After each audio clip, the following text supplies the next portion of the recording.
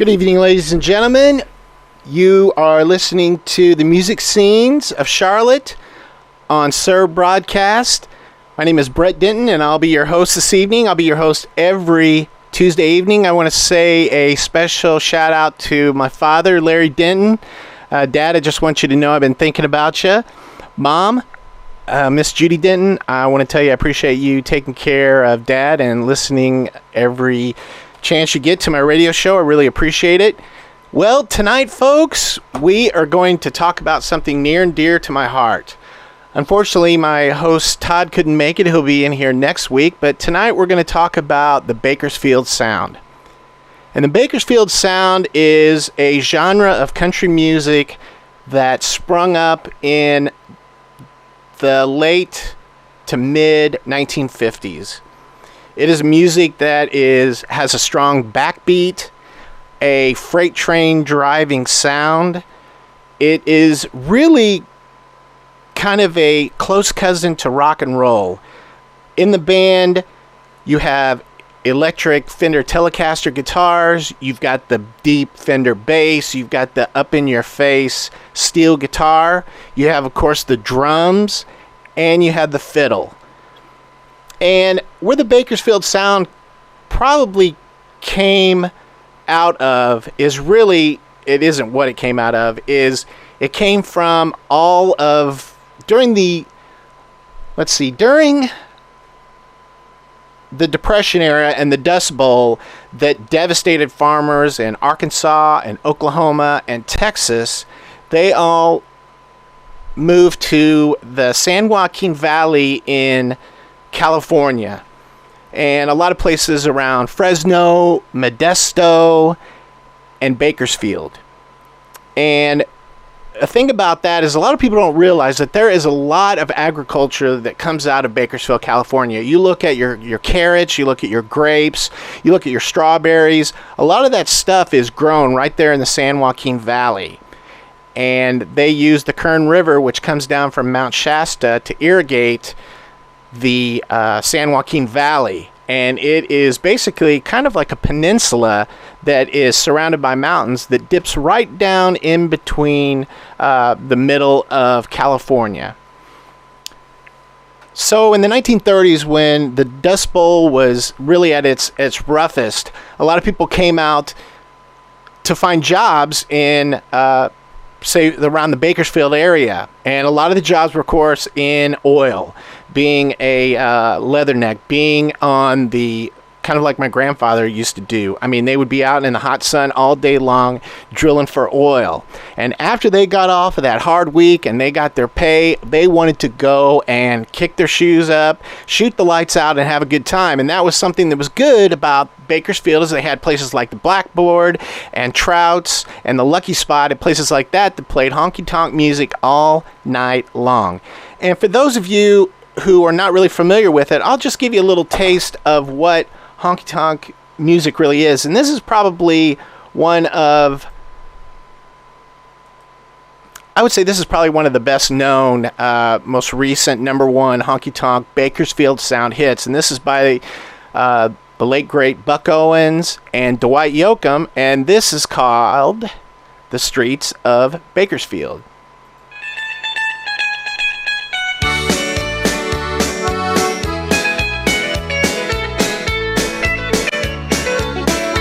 I came here looking for something I couldn't find anywhere else.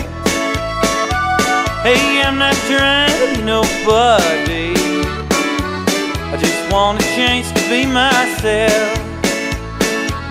I've spent 1,000 miles of coming, yes, I've worn blisters on my heels,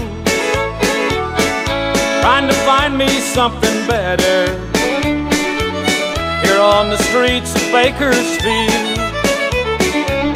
Hey, you don't know me, but you don't like me. Say you care less how I feel, but how many of you that sit and judge me ever walk the streets of Bakersfield?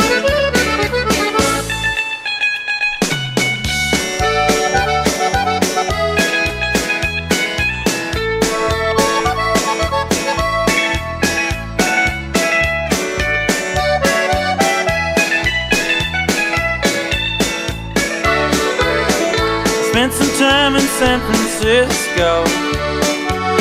I spent a night there in the can. They threw this drunk man in my jail cell. I took $15 from that man. Left him by watching my old house key. Don't want folks thinking that I'd steal. Then I thanked him as I was leaving, and I headed out for Bakersfield. Hey, you don't know me, but you don't like me. Say you care less how I feel.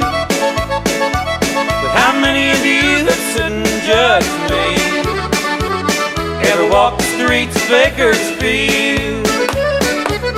Hey, you don't know me, but you don't like me. Say you care less how I feel. But how many of you that sit and judge me ever walk the streets of Bakersfield? How many of you that sit and judge me ever walk the streets of Bakersfield?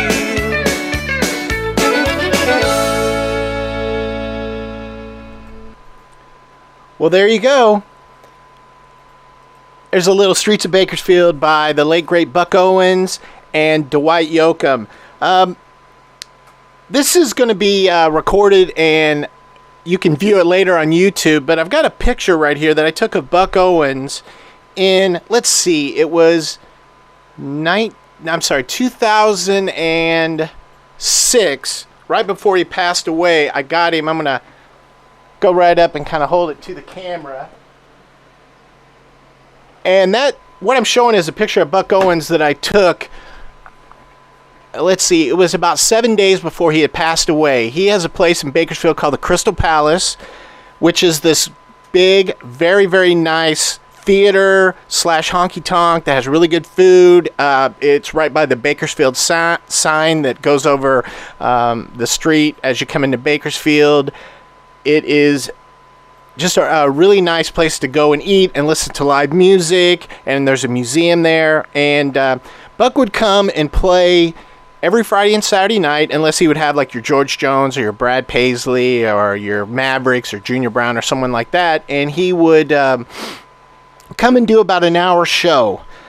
And I was lucky enough to be there, and being a younger musician, I would go and catch his act as much as I could.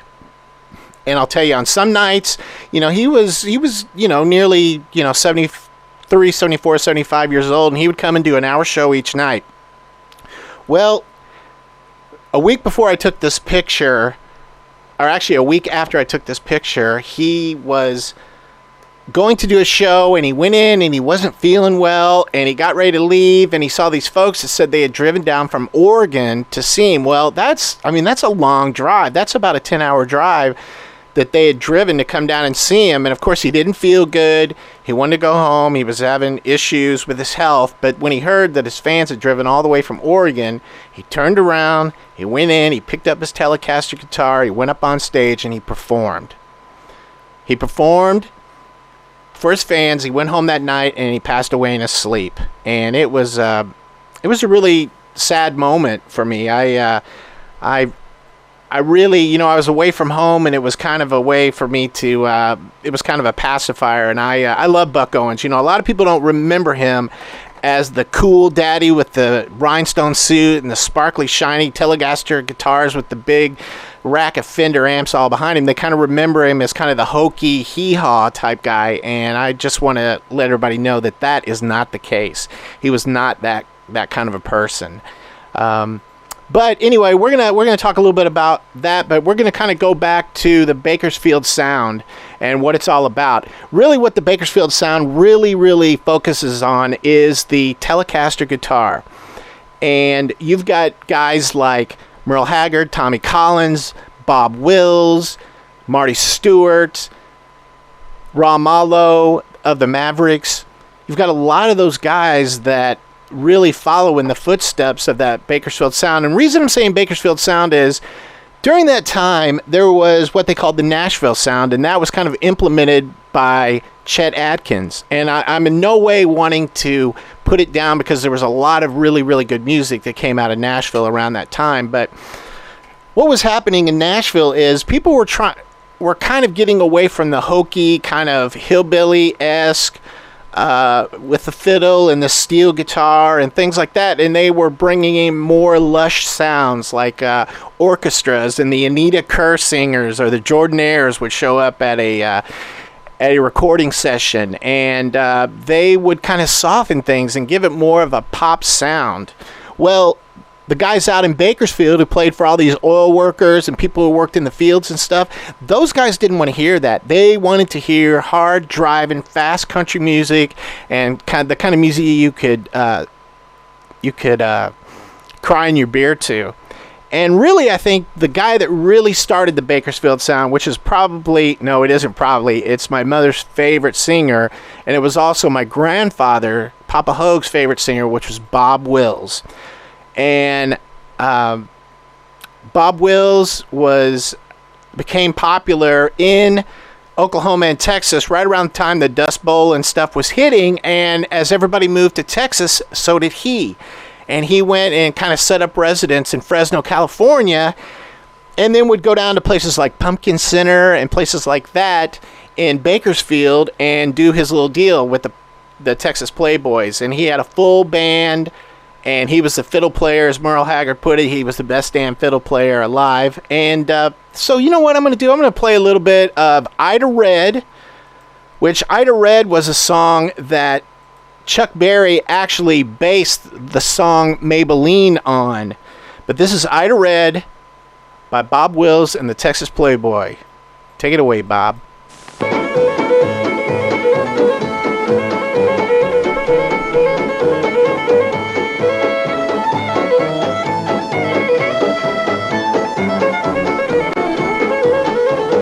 Light the parlor, find the great clock on the mantel, 'cause it's getting late. The curtains on the window, snowy white. The parlor is pleasant on Sunday night. Ida Red, I'm plumb fool about Ida Red.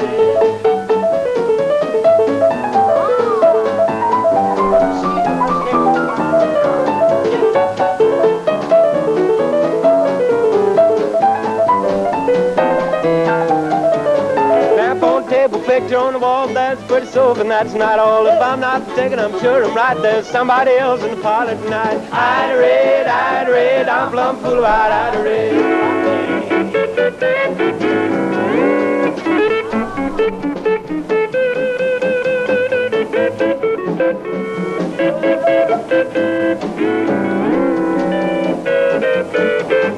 Chicken in the bread pan, packing out dough. What kind of instrument was that? No child knows. Hurry up, boys, Steel don't guitar. fool around. Grab your fight and truck on down. Ida Red, I'm plumb fool about Ida Red. Now, Joe.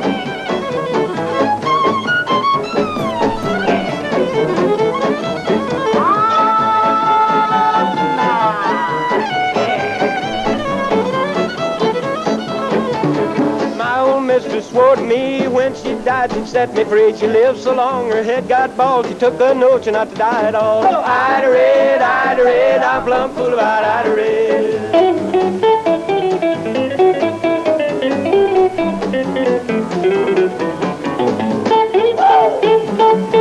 That's Cotton right there. That guy is a smoking good guitar player. Light in the parlor, find the great clock on the mantel, 'cause it's getting late. The curtains on the window, snowy white. The parlor is pleasant on Sunday night. Ida Red, I'm plumb fool about Ida Red.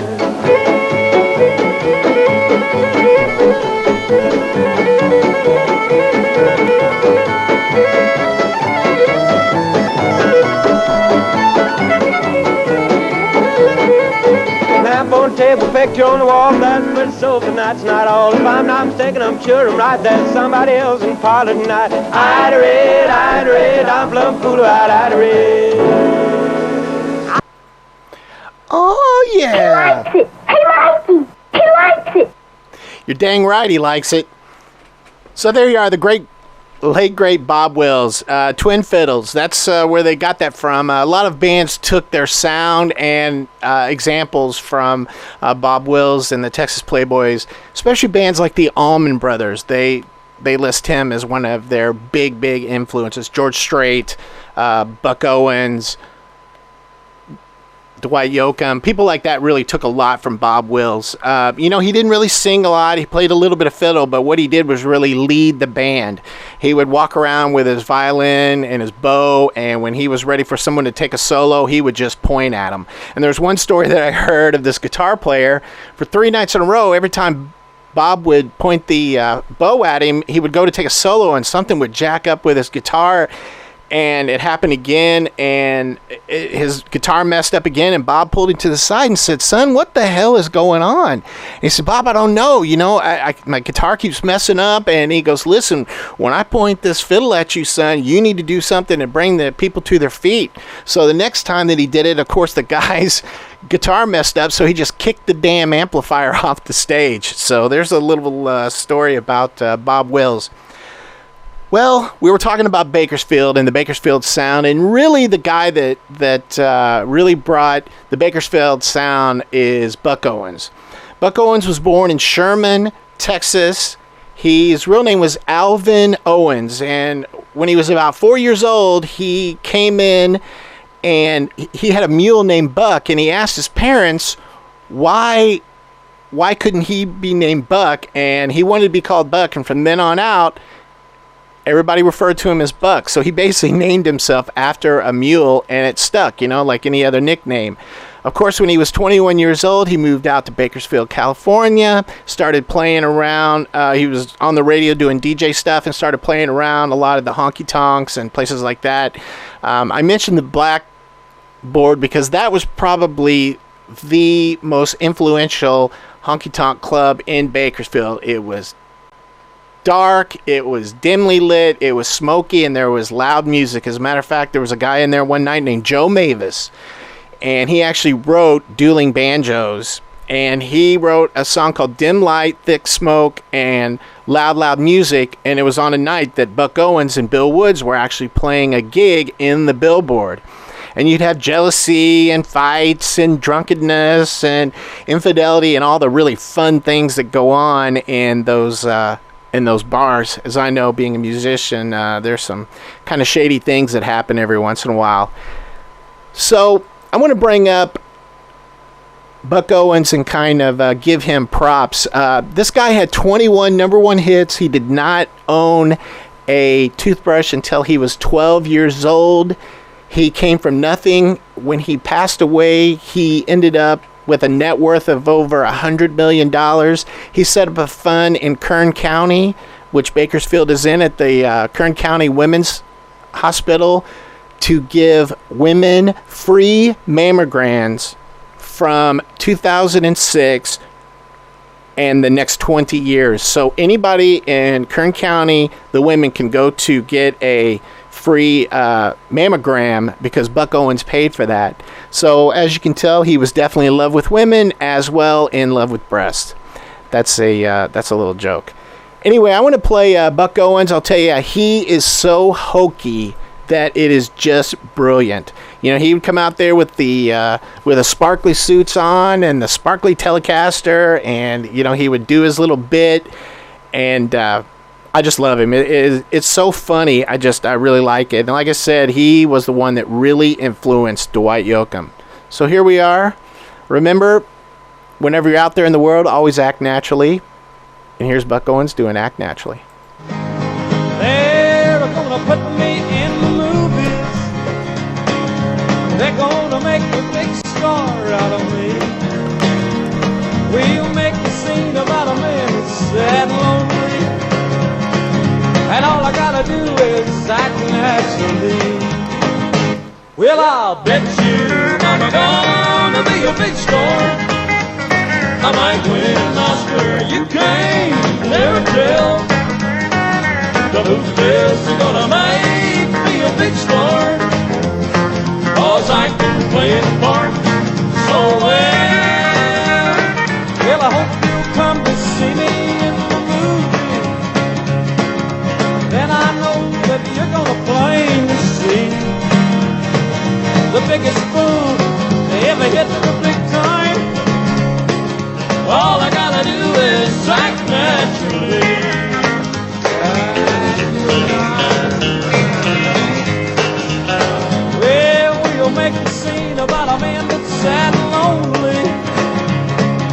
Well, begging down upon his bended knee. And I'll play the part, but I won't be rehearsing. All I gotta do is act naturally.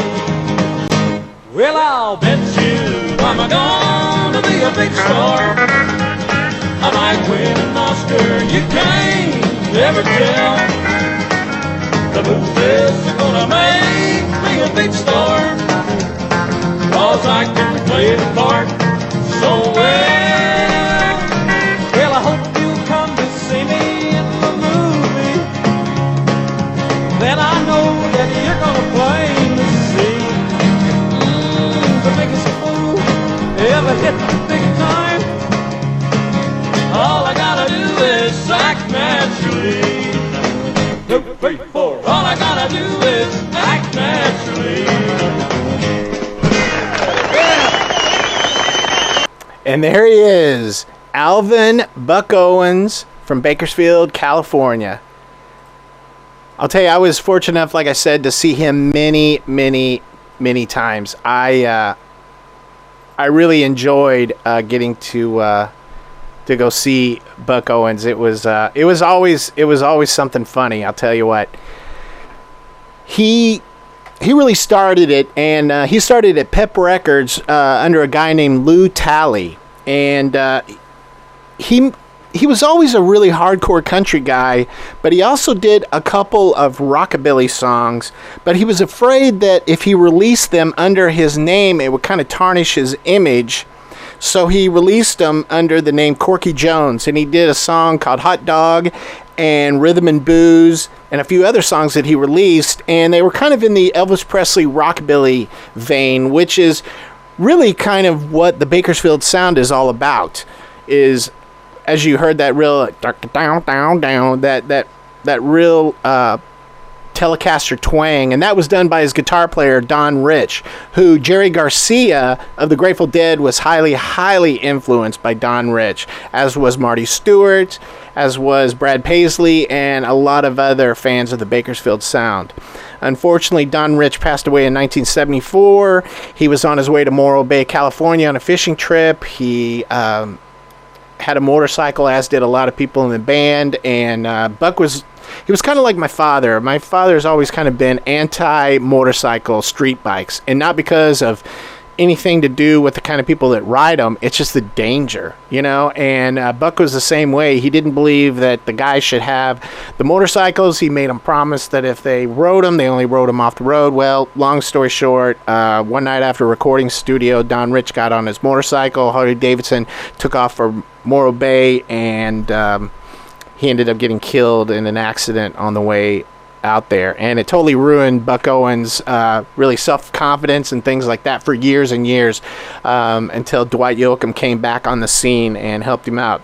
So there's a little bit about Buck Owens, but you know, we're going to talk about another guy, Merle Haggard, which everybody knows. I'm rocking my Merle Haggard shirt tonight that my good friend John Perry got from me. I've seen Merle. Wow! I know, right? So anyway, Merle Haggard is an outlaw in himself. I'll tell you, he's got a great voice. He really, he can do a lot of impressions on people's voices. He really was a big fan of Jimmy Rogers and Lefty Frizzell and Bob Wills. As a matter of fact, I think he was about 9 or 10 years old, and Lefty Frizzell was performing in Bakersfield, and Merle Haggard had got backstage and was talking to his manager, and he had his guitar with him, and he played a little bit for Lefty Frizzell's manager, and his manager went in and said, "Lefty, I've got a kid here that can sing better than you can." And he did a couple of Lefty Frizzell songs. Always Late for Your Kisses was one of his great songs by Lefty Frizzell, and Lefty said, "Well, why don't you get up on stage and do a couple numbers?" So Merle said he was shaking in his boots, but he got up on stage and he did some classic country songs, and he heard the roar of the crowd, and he was hooked. Of course, when Merle Haggard was 21 years old, he was sentenced to prison up at San Quentin for an armed robbery, which was just outside of Bakersfield, California. So in the song, Mama Tried, when it says I turned 21 in prison doing life without parole, well, he wasn't doing life without parole, but he definitely was doing a 2-year stint up there. He was later pardoned by Governor Ronald Reagan. I believe it was in 1975 he was pardoned. But anyway, I'm going to play a little bit of some Merle Haggard, and this is a song called Working Man Blues by Mr. Merle Haggard.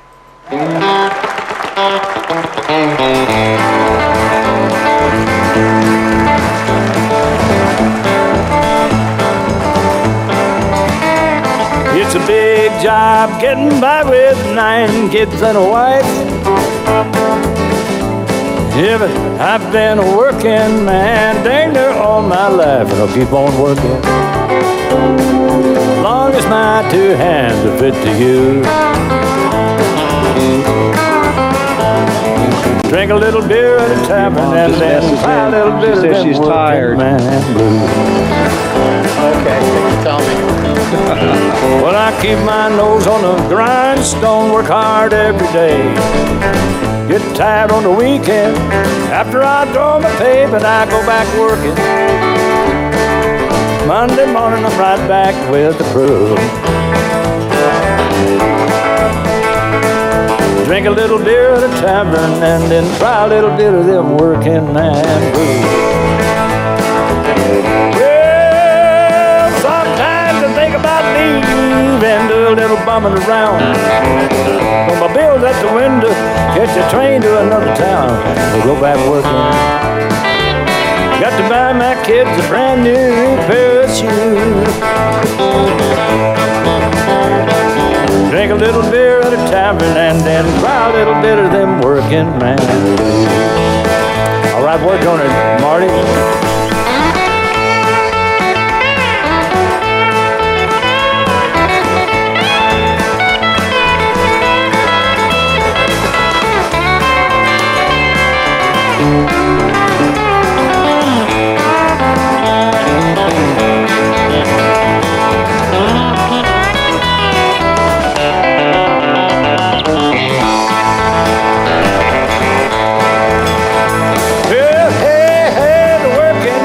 Working man like me, ever been on welfare, and that's one place him will not be. Him will be working as long as his 2 hands are fit to use.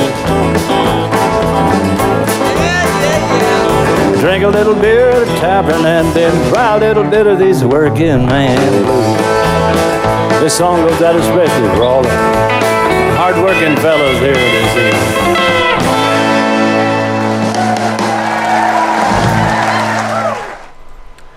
Well, there you are.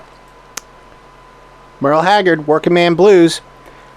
I just got a message that my mother was feeling a little tired tonight, so I think I need to pep her up. Wake up, wake up, wake up, wake up. Anyway, that was Merle Haggard. I've fallen, and I can't get up. Oh, she's going to kill you for that. That's from the producer. Well, he's a dead man. Susan, he does not know, does he? Anyway, that was Merle Haggard. And actually, Merle was a part of Buck's band. And he was only there, he played bass for about 4 weeks. But he actually, on the bus, they were trying to think of a name for the band. And he said, you know what you ought to call them, Buck, is the Buckaroos. So there's a little bit of trivia, no extra charge. Now, she said, no, the song Mama Tired. Oh, Mama. Mama Tired. Or maybe she said Mama Tried. Wait a minute, let me look. That's what it said, Mama Tried. The producer cannot read. You said Mama Tried. Sorry about that. I only got 4 monitors in front of me. He's got 4 monitors in front of him. He can't get it done. Anyway, that was Merle Haggard. So Merle really kind of kicked the door open for kind of that outlaw movement. He he also had that same kind of Bakersfield sound with the ring-in acoustic guitars, the snarl and snap and pop and twang of the Telecaster tone. And everyone always seems to really like Merle. He's got a really good voice. He writes all his songs. They're fun. Some of them really sad, but he's one of my favorites. I also have a box set by him. And when my wife went to buy the box set of Merle Haggard, I remember she told me that the lady that was in the checkout line said, "My God, he was a good-looking man." Merle he was kind of a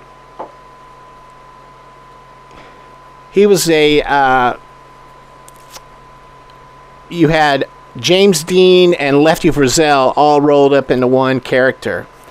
And this is a song by Merle called Nighttime, Honky Tonk Nighttime Man, which was also covered by Leonard Skinner. And this is a real toe tapper as well. Here's one Leonard Skinner did for me. Well, I'm a honky-tonk nighttime man. I can't stand no light. I'm a honky-tonk nighttime man. I can't stand no light. Get my rest in the daytime. Do my running round at night. Had the blues this morning, had the blues all day today. Had the blues this morning, had the blues all day today. When that sun goes down, I'm gonna tuck my blues away, tuck them away.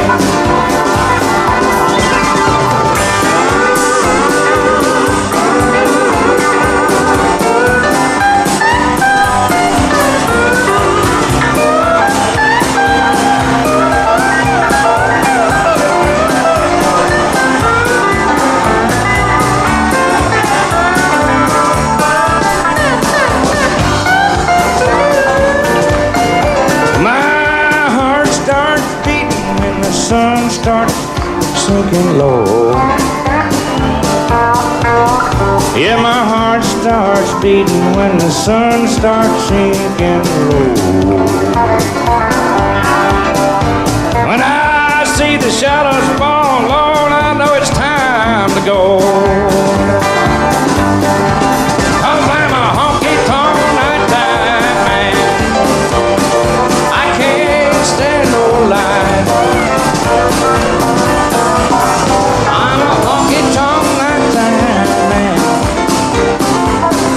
I can't stand no light.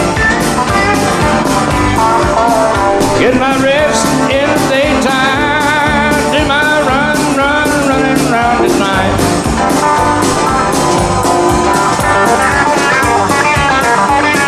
Whoa.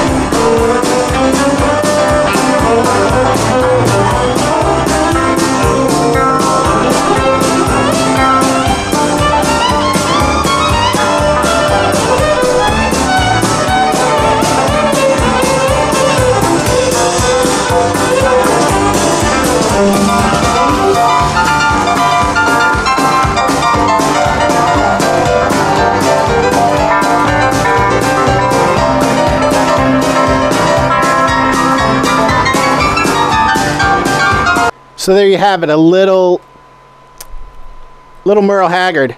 I got a message here from my buddy John Perry. He was always a big Ferlin Husky fan, and John put, "I never knew about Ferlin Husky until he died. I listened to all the old interviews and people talking about him and how Ferlin was the originator of the true Bakersfield sound in the days way back that influenced many that brought it to what it had become." Yeah, John, I thought we had talked about that before, but yeah, Ferlin was really, really big in the 50s. what did he do? Like on the wings of a dove? I think that was his tune, on the wings of a snow white dove, and that was one of his big ones. Oh, and the correction, Mindy Leaflighter, Spleef Burner, Mindana said, she was the one that said, Mama tried. It wasn't my, I thought it was my mother that said that. It wasn't. It was Mindy said. That's right. There we go. That's Snow White. There you go, John. There's a little piece of it there. That's from my producer.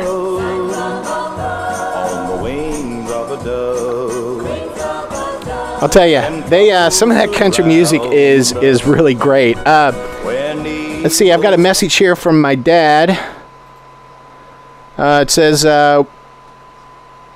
we got you on your station. Thanks for the Bob Wills. Tell your producer, duh, LOL. She doesn't think you're real smart. Okay, anyway, I'm getting those messages. So, Mindana, I see where you said Mama tried. What I was trying to do is not play too many quiet songs or any kind of too many slow songs, but I do have Kern River by Merle Haggard. And the Kern River actually runs down through Bakersfield, California, and is irrigated to help the crops and all the stuff in Bakersfield grow. And certain times of the year up in Lake Isabella, they kind of stop the flow of the Kern River to almost a trickle at times. But when it's not, it's not a wide river. It's not very deep. But as Merle Haggard said, it's a mean piece of water, my friend. And a lot of people have died in the Kern River because it would sweep you away. It was kind of like a big river, kind of like the Ohio River, which in the bottom of it they have what they call lode, which are these big rocks that move, and there's different currents and stuff in rivers that from the surface you can't really tell.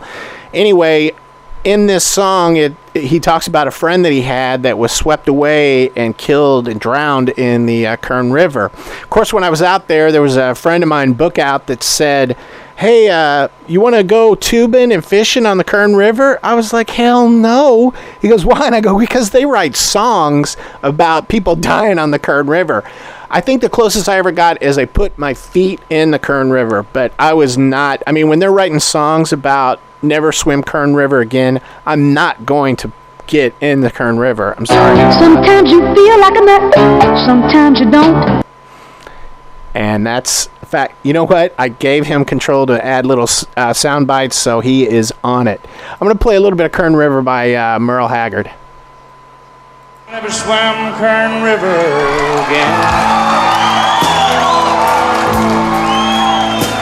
It was there that I met her. It was there that I lost my best friend. Now I live in the mountains. I drifted up here with the wind.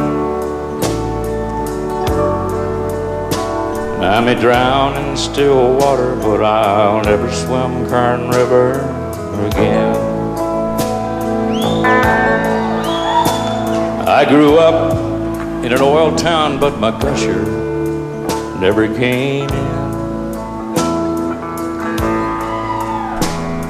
And the river was a boundary where my darling and I used to swim.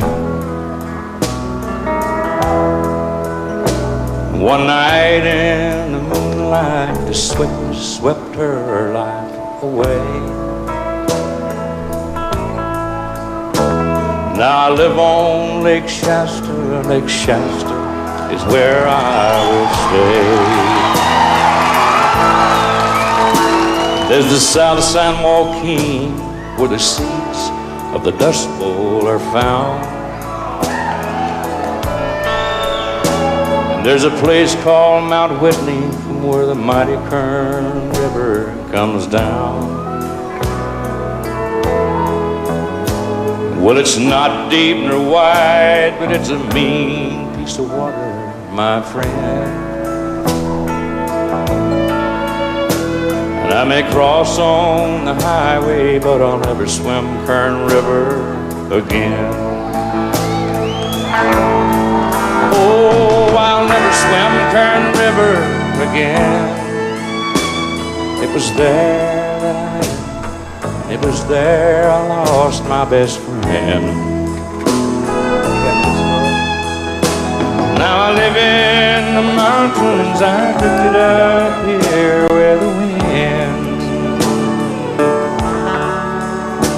And I may drown in still water, but I'll never swim Kern River again.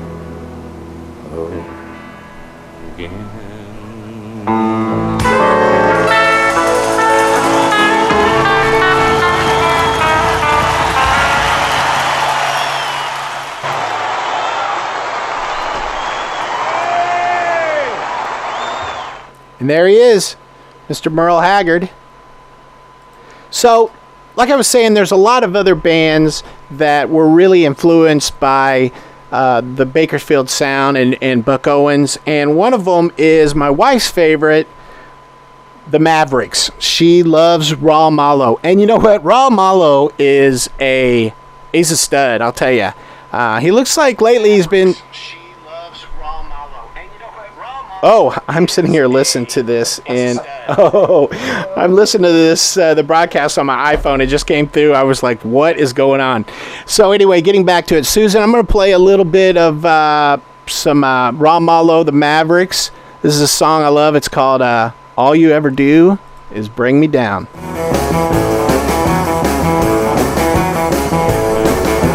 I can't sleep away anymore. Ever since you first walked out the door, and I just started drinking to forget. But I don't think the worst has happened yet. All you ever do is bring me down, making me a fool all over town. They all wonder why I'm worth around. After honey, all you do is bring me down. Bring me down, boy!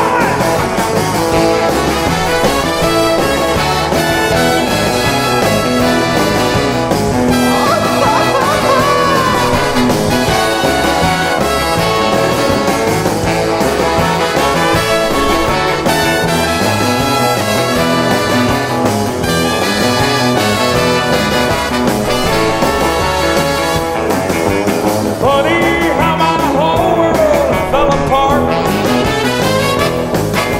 I think I saw it coming from the start. Trying to tell myself that you'd be true, but I expected way too much of you. All you ever do is bring me down, making me a fool all over town. They all wonder why I'm worth around. After the hoodie, all you do is bring me down.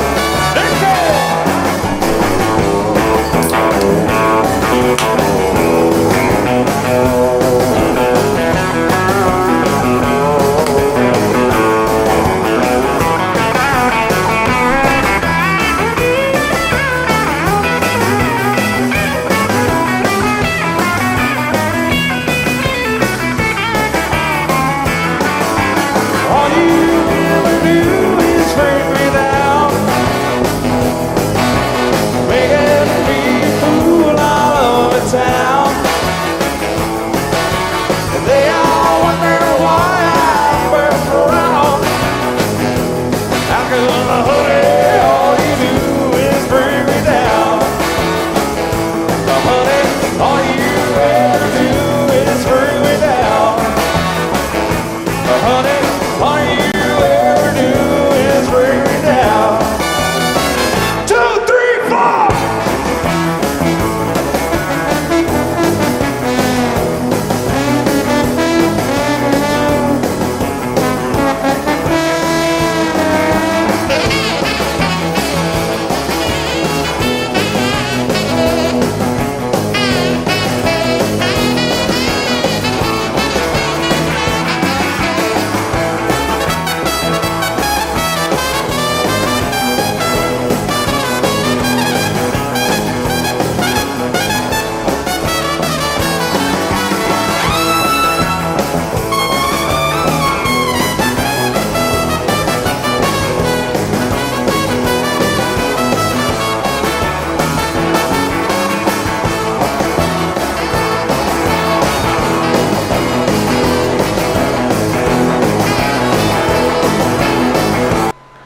All right, that is the Mavericks. I want to give a shout out to a few listeners I see that are on here.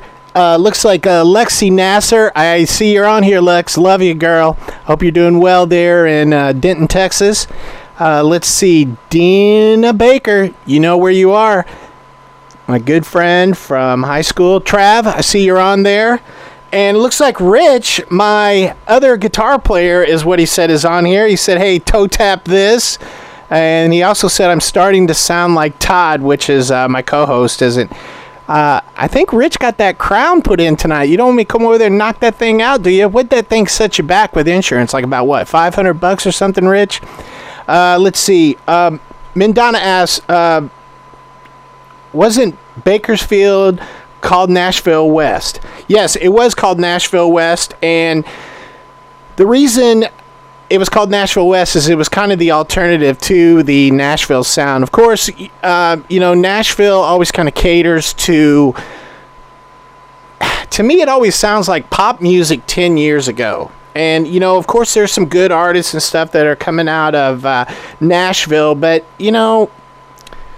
not that good. Most of your really good country music comes out of Texas, it seems like these days. You do get a few people that come out of Nashville, but they want to have more of that kind of pop sound. Now they have a lot of pop music and even rap music, rap and country and rap crap. So that's what you have kind of coming out now. That's my own personal opinion. There is still some good guys, like your Brad Paisley and Joe Nichols and Dierks Bentley and BR549 and the Derailers and bands like that are really good in country music, but every once in a while it takes somebody like a Dwight Yoakam to come and kind of kick it in the tail. But that's kind of where they got the term Nashville West is from, Bakersfield being so big. It's also been called Bakersfield after Buck Owens. And, there's someone that doesn't get really mentioned that often. And there was a waitress whenever the Bakersfield scene was kind of kicking off in the early 60s. Her name was Bonnie Campbell. And she went on to become Bonnie Owens. And really, she was also married to Merle Haggard and was in Merle Haggard The Strangers, which is his band. She did a lot of backup singing. So not only was she married to Buck Owens, but she also was married to Merle Haggard as well. And even after they divorced, she kept on as his backup singer. And she was really a star in her own right. But of course, she kind of took the back seat to both of her husbands' careers.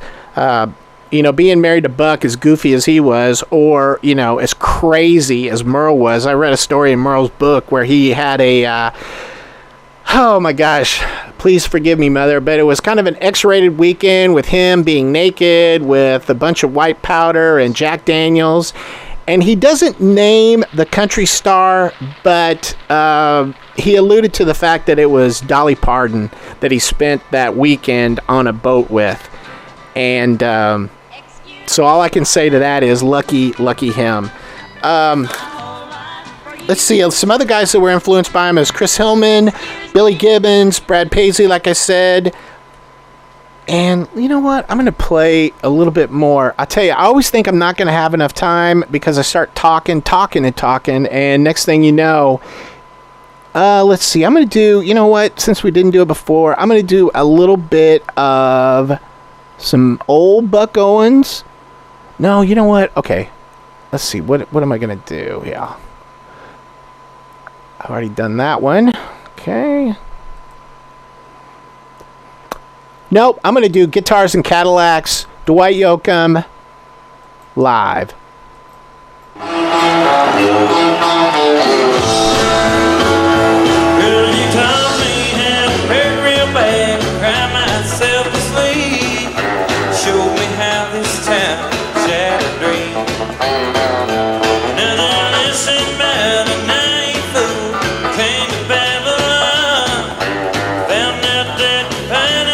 So sweet, and it's guitars, Cadillacs, hillbilly music, lonely, lonely streets I call home. Yeah, my guitars, Cadillacs,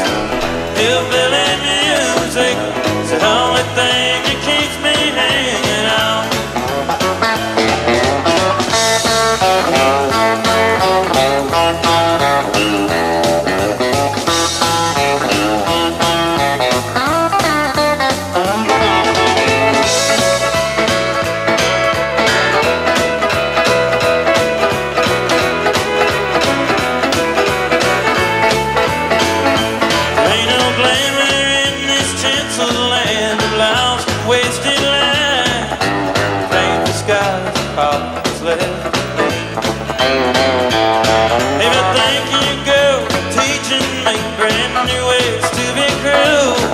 Like a family man now, I guess I'll just leave. And it's guitars, candle hats, hillbilly music, lonely, lonely streets I call home. Yeah, man, guitars, candle hats, hillbilly music is the only thing that keeps me hanging on.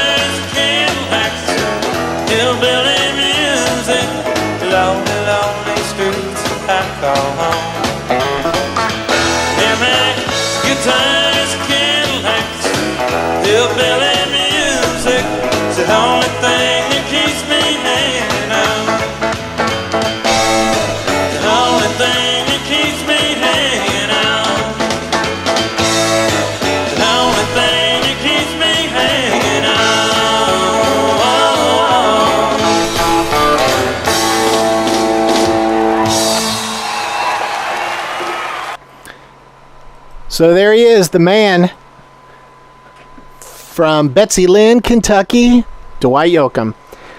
The story goes that it was about 1987, 88. Buck Owens was in Bakersfield sitting in his office, and his secretary came in and said, "There's some guy here that wants to see you. He says his name is Dwight Yoakam." And of course, Buck had heard about him over the radio doing a song called Little Ways that had that real kind of Bakersfield Buck Owens sound to it. And he looked at the secretary and said, "Well, is it?" And she goes, "Well, it sure does look like him." And he said, "Well, get that dude in here."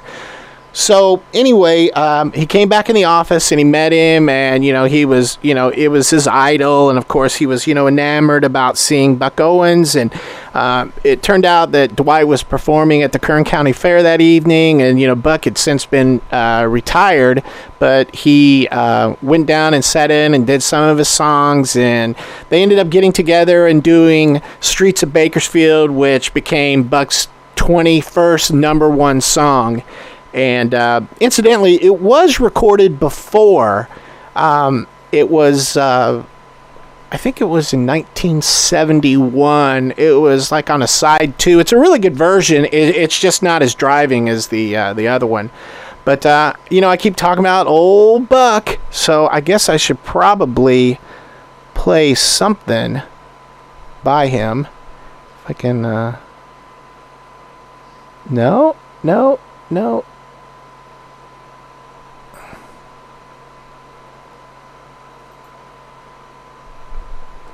I'll pull up something here.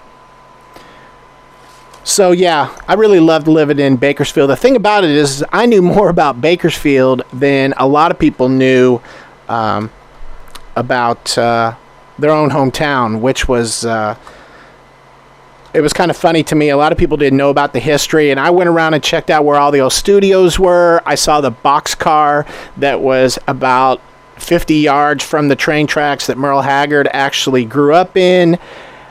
So it was, it was quite the education living there. Plus, I already knew about everything that went on. But I'm going to do a little live Buck Owens with a Silver Sparkle Telecaster guitar. Here's Hot Dog.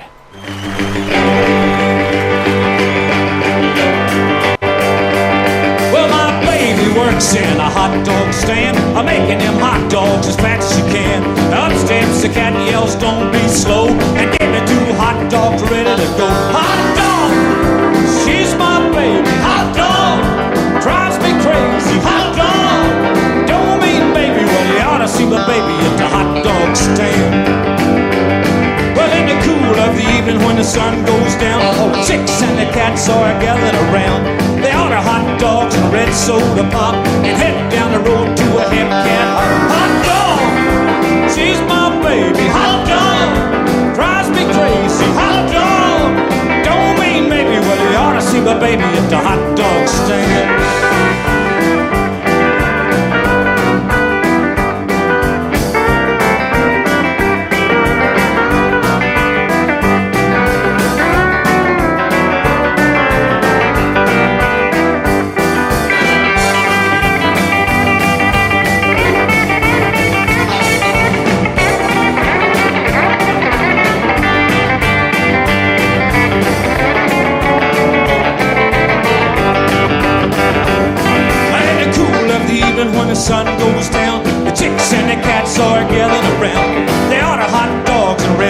a pop and head down the road to a hip cat. A hot dog, she's my baby. Hot dog, drives me crazy. Hot dog, don't mean maybe. Well, they ought to see my baby at the hot dog stand. Hot dog, she's my baby. Hot dog, drives me crazy. Hot dog, I don't mean maybe. Well, they ought to see my baby at the hot dog stand.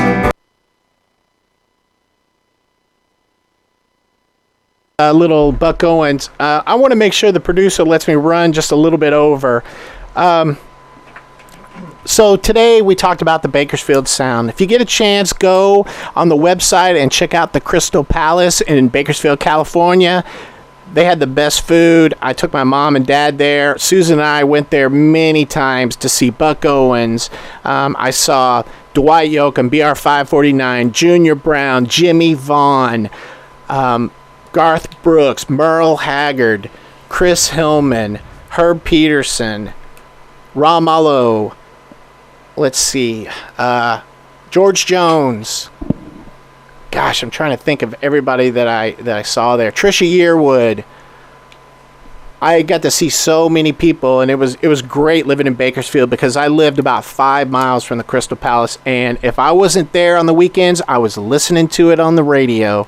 It was a great musical education for me, and I found that I started listening to the Bakersfield Sound prior to moving to Bakersfield. And I always used to think, I would love to go to Bakersfield. I remember one time I came home from a gig, and Susan, my wife, wanted to talk to me, so I put my guitar down, and whenever your wife says she wants to talk to you, and she wants you to sit down, it's always something crazy. I'm like, are you leaving me? She's like, no. And I was like, well, what is it? And she said, well, I've got the opportunity to move.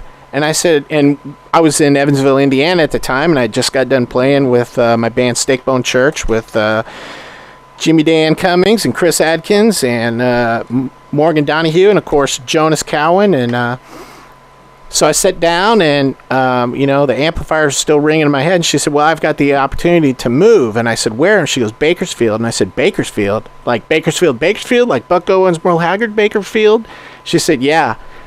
So I sat there for a second, and it took me about 10 seconds to decide to move. And I'll tell you, it was like 5 weeks later, I was gone, and I was at ground zero in Bakersfield, California. And I'll tell you, it was one of the best times of my life. I really, really enjoyed it. I had a great time. It really wasn't much different from where I grew up. There was agriculture everywhere. The music was good. The people were friendly. It was just a little bit different from what I had grown up with. Things like the food was a little bit different. There was a lot of Hispanic influence on the food, a lot more, sushi and stuff like that. But, at the Crystal Palace, you could get a chicken fried steak that was bigger than the plate. And so I'm going to play a song that kind of goes out to the Bakersfield Sound. It's Working Man Blues, which I played earlier, but this is a version that has Brad Paisley, Keith Urban, Marty Stewart, Steve Warner, Ricky Skaggs all playing, and I'll come back after this and sign off, so take a listen.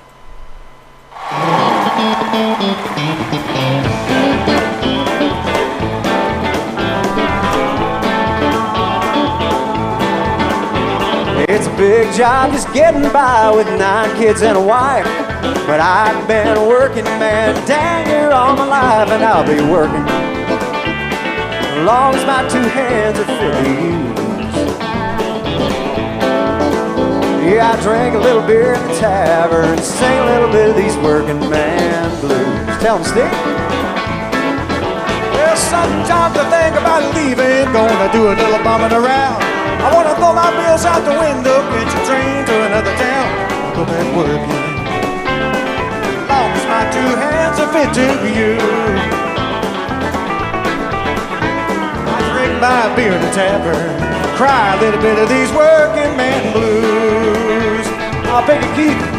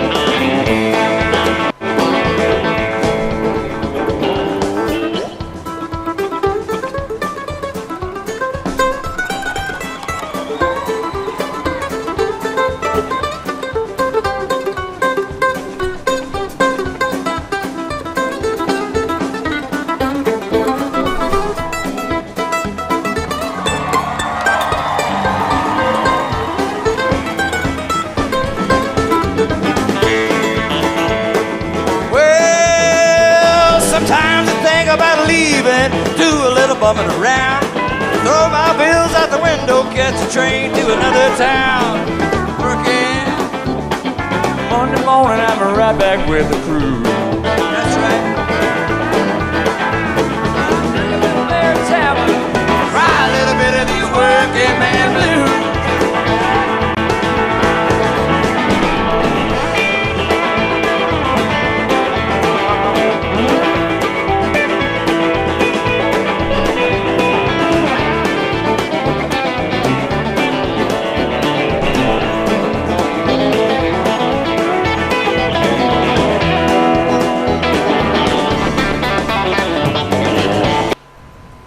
And there you have it, a little Working Man Blues by Brad Paisley, Keith Urban, Marty Stewart, Steve Warner, and Ricky Skaggs. And there's a little Bakersfield for you. Like I said, Bakersfield is near and dear to my heart. I have always loved that Bakersfield music. I'll tell you, that is really the true country music out there. Texas, I'm not taking anything away from Texas, and I'm not taking anything away from Nashville. It's just I really, really like that kind of song, that kind of music. And if it wasn't for Bob Wills, Ferlin Husky, Tommy Collins, Wynn Stewart, Buck Owens, Merle Haggard, the Mavericks, Dwight Yoakam, that kind of music wouldn't exist. You also have to give shout out to Leo Fender for the Fender Telecaster and the Fender Bandmaster amplifier. Also the Fender Precision Bass. Those two things were big. Also the Showbud steel guitar. He had some great guitar players that were with him as well.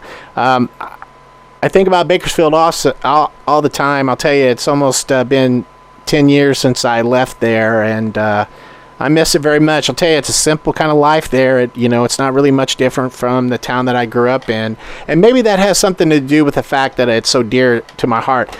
But hell, if you get a chance, if you're putting something away, saving it for a special occasion, go out and get yourself a box set of Merle Haggard or maybe a Dwight Yoakam box set. And I'll tell you, that is the way to go. And I want to thank everybody for listening in tonight. Once again, this is Brett with SURBROADCAST.com. This is the Music Scenes, Charlotte, North Carolina. And I'll see you all next week.